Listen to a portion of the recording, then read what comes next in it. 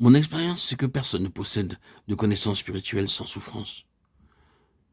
Nous ne parlons pas de la connaissance intellectuelle, nous parlons de la réelle connaissance du Seigneur dans notre vie intérieure.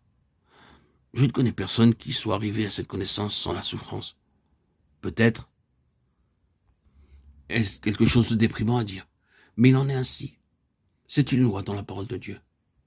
Nous portons ce trésor dans des vases de terre, 2 Corinthiens 4:7. Et combien pauvre est ce vase.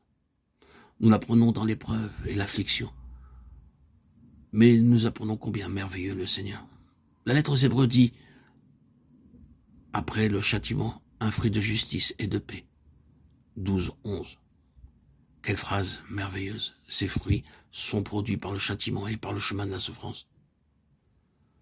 Demandons donc la grâce qu'avait l'apôtre de nous réjouir dans la souffrance. La lettre aux Hébreux dit que Dieu exprime son amour pour ses enfants en se servant de la verge. Il ne présente pas toujours ces bonnes choses, ces choses les meilleures, sous une forme agréable. J'entendais parler l'autre jour d'un petit enfant qui devait prendre un remède qui n'était pas bon. Son père lui dit « Il y a beaucoup de vitamines dans ce remède ». Le petit garçon répondit « Papa, pourquoi toutes les bonnes choses doivent-elles être mises dans quelque chose d'horrible? Pourquoi ne peuvent-elles pas être mises dans une glace ?» Le Seigneur ne met pas toujours les bonnes choses dans des glaces. Les vitamines sont quelquefois une drogue affreuse. Or, c'est exactement ce que nous dit cette lettre aux Hébreux.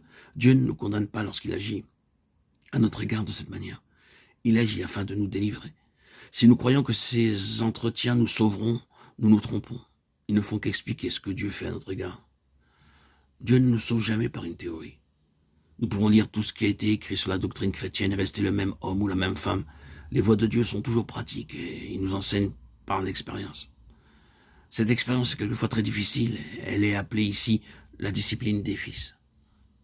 Que le Seigneur Jésus veuille de nouveau imprégner nos cœurs de ces vérités. Dieu parle encore en son Fils, et il parle afin d'avoir des compagnons pour son Fils. Les compagnons de cette vocation céleste et de Christ devront passer par une dure école et apprendre beaucoup de leçons difficiles. Mais en les apprenant, ils en arriveront à comprendre combien grand est leur héritage en notre Seigneur Jésus.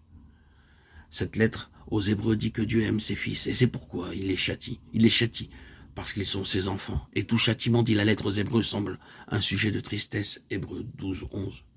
Le châtiment de Dieu à l'égard de sa propre famille ne sont pas toujours faciles, et lorsqu'ils sont pénibles, un petit démon se glisse sur notre épaule et nous murmure à l'oreille « Tu vois, Dieu ne t'aime pas, il n'agirait pas comme cela à ton égard s'il t'aimait. » Le diable cherche toujours à présenter les actes d'amour de Dieu en œuvre mauvaise.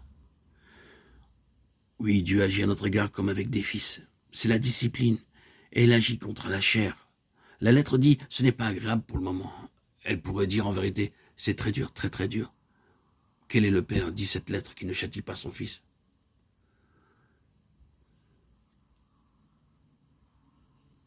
Dieu ne nous condamne pas. Il agit afin de nous délivrer.